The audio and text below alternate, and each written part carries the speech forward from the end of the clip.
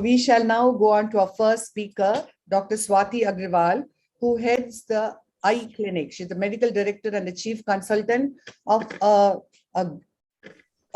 hospital which is growing and evolving at Kolkata. And I'm bet she's going to be the right person to tell us on the investment and the sustainability factors which are so critical for a startup practice. On to you, Dr. Swati Agarwal. We look forward to hearing pearls of wisdom from you. Thank you, Dr. Chitharamamurthy, ma'am, for giving me the opportunity of presenting in this prestigious forum amongst the stalwarts of ophthalmology. My topic is investment and sustainability for a startup practice. So any startup practice is like a baby. You nurture it. It needs your time 24/7/365. But as regards with the financial investment in a startup, we have many questions. Why, when, what, and how? Let's ponder over these one by one. So the why of investment, why do we need to invest in a startup?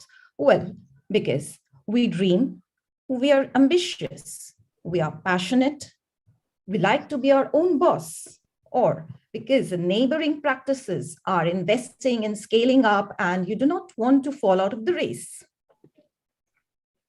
Now, where do you want to invest? Well, it also depends on your likes. You like urban life or the country life, or the more of, urban has more competition, a saturated market. So as a startup, you need to have support systems, collaborate with other practitioners or with neutral centers, and invest more in e-marketing. But if you start in a rural area, the investment is comparatively lesser, the competition is relatively lesser, and the growth is faster. So the revenue generation is also faster. The next question one needs to ask oneself is, where do we see ourselves in 5 years, in 10 years? Coming to the what of investment. So we need to ask ourselves, what went well, what went wrong, and what could be improved? So investment, we need to understand what are the areas which gave us maximum profits, which led to a loss, how can we improve them, and thereby we can strategize our investment. Now, as for the when of investment, the timing is the most important of it. So it's just the timing. We cannot go with an old product to a already saturated market and try to share it. We have to explore newer areas, newer ventures, and we have to strike at the perfect timing. As regards with the how of investment, how to invest, well, we can always try to find angel investors. It can be our family, it can be well-wishers, or it can be from our own hard-earned money, or loans from bank, private investors, or we can go into crowdfunding or partnership, distributing shares to each and everyone and whoever comes our way. But again, in how, we need to understand that we need to scale up, then sustain, then again scale up, then sustain. We cannot just go on scaling up, because thereby we can land up in a negative cash balance. We need to understand that sustainability is very important. Take smaller steps, but it should be sustainable. Now, we need to have clarity in what we want and use our business intelligence, social intelligence, and the emotional intelligence efficiently. We should understand to use each and everything. We may not be the best in everything, but efficient usage of our intelligence aspects is very important. And also invest in the morale and efficiency of our team. Focus on flexi-tasking. We cannot keep people or HR who are all-rounders or who will just do one work. So if someone is absent, definitely a person is on leave, the other can definitely work for him as a team and flexi-task. Now, coming to understanding sustainability, one more important thing would be understanding the blue ocean and the red ocean strategies. So we need to understand our strengths and weaknesses and work accordingly, work on our strength and work on the weaknesses. Well, we need to improve and materialize our strengths. We need to be better than our competitors so as to save ourselves from getting out-competed. The Blue Ocean strategy is about new market creation, creating new demands and making competition irrelevant, creating an entry barrier. Now, about investments, it's about what we give, and benefits are about what we get as the return. So we need to understand the return on investment. We need to calculate the return on investment. And also, how much are we going to get the ROI and from when? So we need to invest accordingly, because we may not be able to provide our time or money or finances for a very long period. It could be from 2 years, 3 years, 5 years. But we need to understand that whatever we are investing, are we going to start getting back returns after 2 years, 3 years, or 5 years? Are we able to provide it till 2 years, 5 years? If not, then we should invest accordingly. And we should ask ourselves, is your investment leading to a better product or service? Will it bring a change in the customer's need? Like, we might think of starting with a femto laser flux surgery, but it brings is it a better product or a service? Will it bring a change in the customer's need? But we need to understand, are we going to recover the product or not? Now, we should not also fall prey to negative cash flow, working capital, investing whatever we have and taking loans from the market and then crashing down after 5 years and, showing off bankruptcy, as many of the startups do, as 90% of the startups do, may not be in medical practice, but we should understand and strategize. And do not fall for a rat race. Eliminate waste of HR and inventory. Our HR staff is coming in the morning at 9, and the patients are coming at 10. So it's a wastage of 1 hour. And some people may not be productive. So we have to, smartly start sidelining them, and do not go into discount model. If a product is good, trust and value your products. Be cost sensitive, because every strata of the society is cost sensitive. They want it to be cost efficient. And we should also be transparent, ethical, and quality conscious. The patient retention as well is important, as important as a new footfall. Because we just do not just focus on footfalls, but we should also focus on the existing patient retention. And we should look out for models of recurrent revenue generation. Like, we can give offers, like if you're going for a regular checkup once in a year or once in 6 months, there can be models for that. And be open to new ideas from mentors, as well as well-wishers. Re-engineer yourself, because we need to constantly change and evolve, because that is the only constant. And stay calm, maintain your cool, because that is a very important aspect as a leader. And be consistent in whatever you do. We are working very hard for 6 months, and then the next 6 months we just go off to sleep. That will not give us results. So this is my clinic. This is how I started around 6 years back, after completing all my trainings. And I have a small reception area, the optometrist room, and multiple diagnostic facilities for the OCT, HFA, and the waiting area. For the OTs, like the LASIK and the femto, I collaborate with my neighboring practitioners and centers. Though I have an area where I can extend, and I'm planning to start a personal OT, or I'm also thinking of taking up a land and starting a multi-story eye hospital.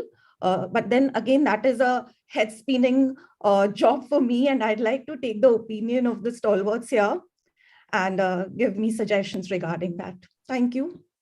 Thank you very much, Swati. That was a very wonderful, crisp talk, where you have actually sounded something very, very important and relevant to all the evolving practitioners, or also some of the very confident practitioners too.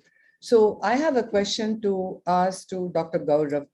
When would you say that I'm poised now in my growth trajectory to move on to the next level? Is there a defining point, which is when you take a call that you do the next thing?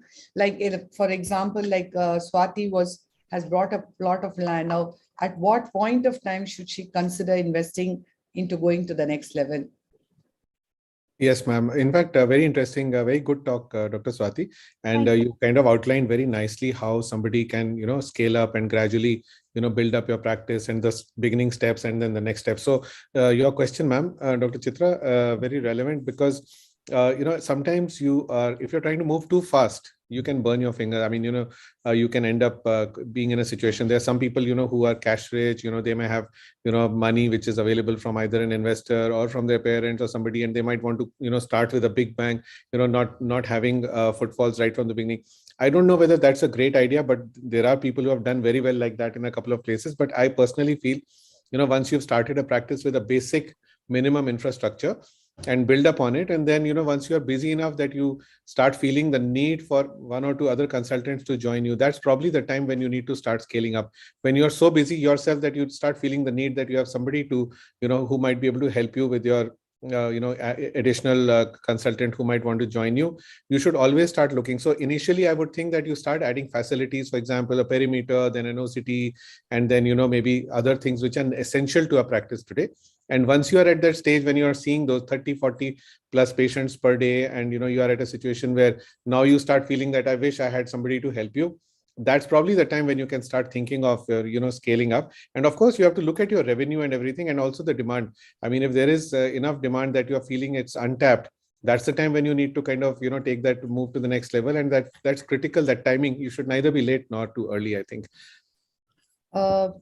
Yes, that's true. But going further, Rishi, would you say that you start with the high-end equipments when you start off with, or you try to you would advise that no, it's better to go ahead with moderate set of equipments and then take it up as time goes on? Rishi? So, ma'am. Wonderful talk, Dr. Swati, and thank you, Dr. Chitra. I think the topic is very relevant and the question was also very apt. Basically, if you have to invest in equipment, my take is always invest in equipment that is of good quality. And that doesn't necessarily mean that it has to be the most expensive one. For example, slit lamps, Appa Swami makes fairly good slit lamps. You can see what you need to do. You don't have to buy a Topcon or a Hagstride slit lamp right from the beginning. Okay, once you want to invest, want to reward yourself with some luxury, that's when you can do that. So anything which is of good quality and can do the job well, I think especially in the initial stages, you can go with something which is reasonably gives you good value for money. Let me put it that way. So even some of the Indian products are very good, and among the multinational ones also you have cheaper options, so you can choose wisely and start with products which give you good return on your investment. And then of course once you made it, then you can reward yourself with luxury. So yeah, I think Dr. Gaurav's advice of stepping it up, ramping it up slowly is very wise. One more point I'd like to make is you were talking about that land. My take is don't invest ever in land for your clinic. If you, especially in the beginning stages when you don't know whether it will work, you can always take a space on rent, see if it works, and if you think you're able to service that, then the next logical step is to purchase a real estate if you can afford it. Because otherwise a lot of your capital gets wasted in just buying the real estate. Of course, land always appreciates, and that may be a good way to just kind of invest in land and then use it. But otherwise, just for your practice, I don't think you should invest in land, at least in the initial stages. Anaga, on this very relevant point, I want your thoughts. Like, what is the time frame when you feel that you should actually go on to expanding a practice into some kind of like a land or a building? They are not getting you the investment as any of these instruments or equipments would. But when does logic tells you that you need to go to that level? Before I start, I would like to welcome Dr. Jivanti sir. He has joined us. Hello, Namaste, sir. Good afternoon, sir. Hello, Dr. Jivanti. We really need you to be with us right till the end. Good afternoon. Yes. No, I'm a misfit in this group, Not at all, sir. Welcome, sir. Yes, I'm just answering your question. Very good talk, lovely talk, Dr. Swati. And what I noticed in your talk was probably you mentioned that your OT is somebody else's you're using, right? So Right. what I feel is, as far as ophthalmologists are concerned, if you have your own OT, see, maintaining an ophthalmo OT is really not that expensive. You can have the the control over the sterilization part, and you can keep your cases according to your own. And as your practice builds up, no, then you make actually more revenue. That it gives adds up to your revenue. So I think first, your first step should be owning your own OT, maybe much before thinking about that entire land and a 4 or 5 story building. Now, once you have your own setup in all ways, considering your OPD, all OPD services, try adding each head under each service. Like, for example, you have to grow vertically as well as horizontally. Like, not only just general ophthalmology or cataract and refractive, but also, say, oculoplasty and retina and glaucoma. So, try and bloom out each subspecialty first, and then automatically, as the number of patients for each subspecialty start growing, you will find that you are falling short of infrastructure, you are falling short of HR resources. So automatically your whole numbers will grow in terms of patients, in terms of your staff, and then the need to convert, like Madam said, into a higher storied or multi-storied. See, it's not just the entire infrastructure you should have in the first place and then wait for patients. It is actually, you have to grow together. And then you will actually not even know it. Things will grow so much that you'll automatically start feeling the need. Ki now I need a bigger place. So suppose you had, say, a 750 square feet place earlier, and then now you want to shift. Like, for example, in my practice, initially we had somewhere around 500, 750 square feet. Then we moved on to a 1250, 1500, then into a 3000, and now into, say, a 14,000 square feet. So it all becomes so slow and steady, but at the same time, you're always on the uptrend. So this is just Dr. Purendra Bhasin, I would want you to take one question. Would you advise these young practitioners to take loans, or should they grow by evolving from within their means as to go further in their practice? I think we have to, keep something from loan and the partly from the practice. Now, the thing is that for taking a loan, you should be comfortable in repaying it, because at the end of the day, we have to repay them. So our EMI should be such that we are able to comfortably repay it. At the same time, we are having some in our hand to run our family and to save some amount for the future growth. So this is how we developed ourselves, and we should go stepwise. We should not take first all the equipments with us and then start building the practice. I think initially we should invest in the basic practice pattern, whatever is required, and in a rental place, at a rental place. If you have your own property, that is an asset, that is very good. If you don't have, if you don't have, then don't invest in the property, and add the equipments as the practice builds. Yes, very well said. Just So, one small point I would like to make, ma'am. What I feel is, whether it is males or females, especially from females, I feel that we should be financially independent, number one, and go into the depths of each and every expenses under each and every ledger. Look at your P&L every month, speak to your CA or whoever is looking into your accounts, and look at it yourself. Don't depend on your husband or anybody else to look at it. You should know what is happening, how much profit you're making, how much EMI, like sir said. So, and how much you are left with at the end of the day, and also left for investment, so that you can keep that and you keep putting it into your practice. So that then that helps to build a practice. Then your need for loans also reduce. And also, I would like to tell you that speak to the banks yourself. Many times the rapport that you have with your bank managers helps you to get a lower rate of interest also, and then your relationship with the banks also should be very, very strong. yes. Thank you. So analysis or review, can I add, say something, Dr. Chitra, Yes, please? yes. Yeah. So I think this is very important aspect of any practice, anything. And we should have a monthly analysis we should have curb on our sales and returns, what we are gaining, what our practice is giving us, and what we are paying at the end of the month.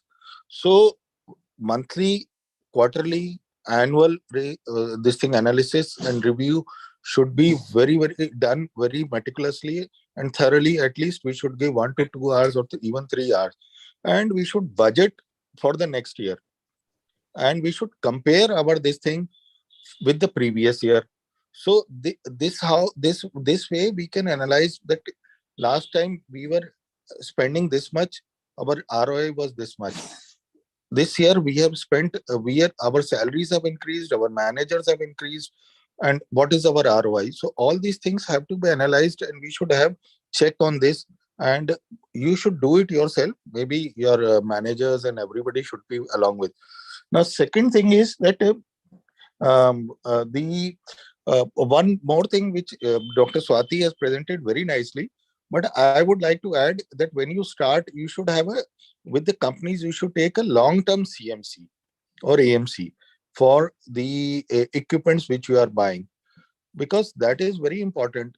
If you are taking 1 year, which is the standard warranty or a CMC, then if you don't take extra CMC with you, then at the end of 1 year, you will be in a big trouble, because all our equipments are expensive.